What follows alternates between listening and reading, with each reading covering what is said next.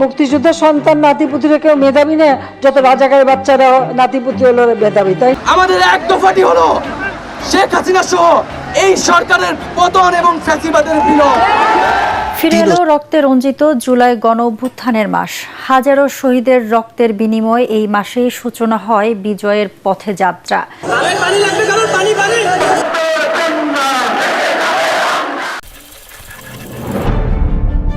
আজ 1 জুলাই 2025 বাংলাদেশের ইতিহাসে এক গুরুত্বপূর্ণ দিন।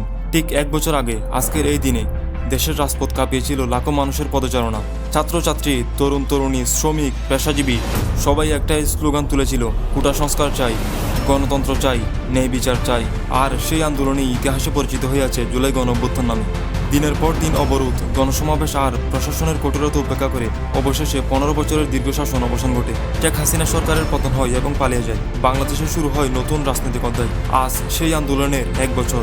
রাজধানী ঢাকা থেকে শুরু করে বন্দরনগরী চট্টগ্রাম, রাজশাহী, খুলনা, সিলেট সহ সারা দেশে নানান কর্মসূচি পালিত হচ্ছে। শহীদদের স্মরণে দোয়া মাহফিল, মানববন্ধন আর অনুষ্ঠিত হচ্ছে আলোচনা সভা। প্রতিটি জায়গায় বাড়ছে একটি প্রশ্ন, আমরা কি সত্যিই পরিবর্তন পেয়েছি? নতুন সরকারের পক্ষ থেকে বলা হচ্ছে জুলাই আন্দোলন ছিল গণতন্ত্রের বিজয়। নতুন সরকারের দাবি দেশ এখন গণতান্ত্রিক পরিবেশে ফিরে এসেছে। কিন্তু বিরোধী দল, নাগরিক সমাজ এবং সাধারণ মানুষের অনেকেই বলছে ভিন্ন কথা। তাদের অভিযোগ পরিবর্তন হয়েছে শুধু মুখে, বাস্তবে এখন অনেক পুরনো সমস্যাই রয়ে গেছে।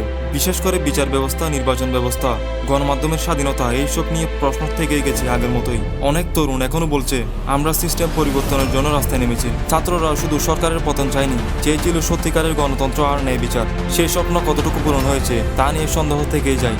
বিশেষজ্ঞদের মতে বাংলাদেশের গণতান্ত্রিক লড়াইয়ে জুলাই আন্দোলন এক গুরুত্বপূর্ণ অধ্যায়, কিন্তু গণতন্ত্রের পথ এখনও অনেক দূরে।